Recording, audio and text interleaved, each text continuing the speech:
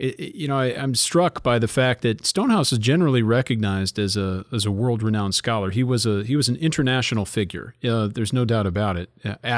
At the time, not just looking back now, but at the time, he was recognized as a heavyweight, like a serious force in New Testament.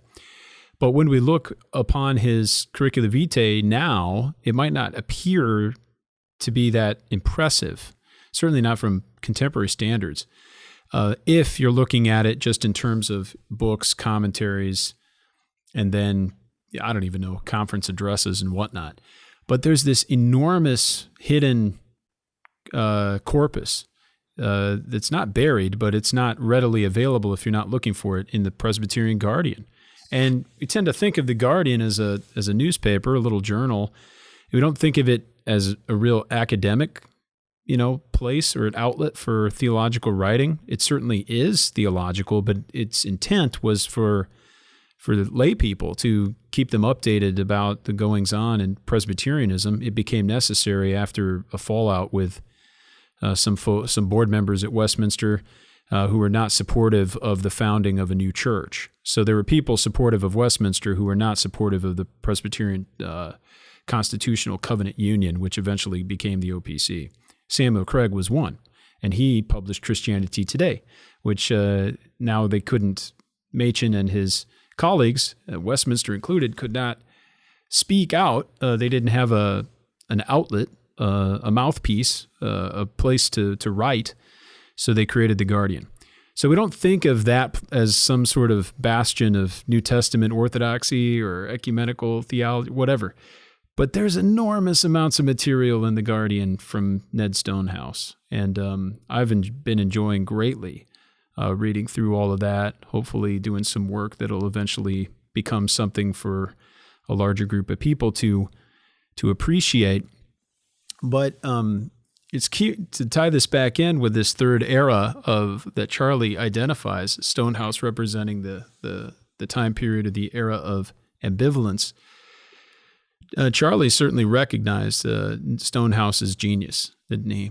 And the fact that he was certainly a heavyweight, not just in New Testament, but specifically in a Vossian redemptive historical approach to theology.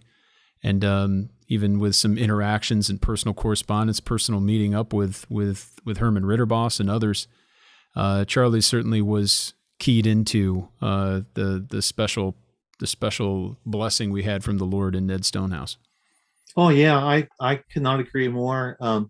Charlie believed that Stonehouse was the most underrated Reformed theologian of the 20th century, that he was a genius. He was incredibly respected by his peers. And you could just think back to his appointment to Westminster. He was in his 20s when he was appointed as professor. He had been at Princeton, Voss had recognized his gifts, as did Machen.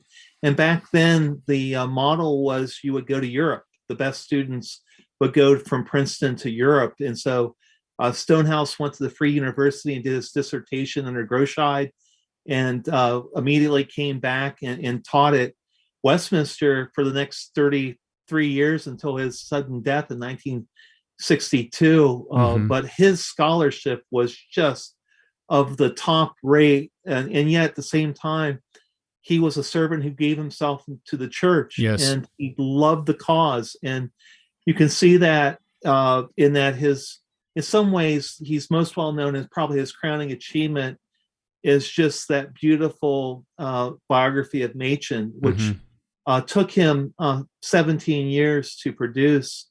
But at the same time, he was the leading figure in the Orthodox Presbyterian Church in regard to ecumenicity. Yes.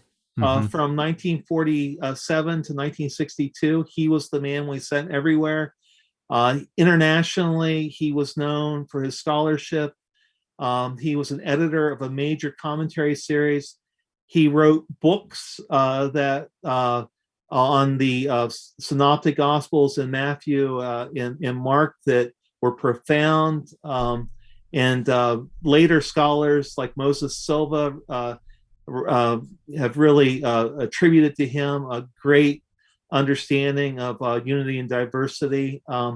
I could go on forever about Stonehouse. I think he is just one of those figures in our history that represented what was best. This was basically a genius who had a servant's heart and didn't mind that others got the credit. I think he's just wanted to serve the Lord the best he could at both the seminary and in the church.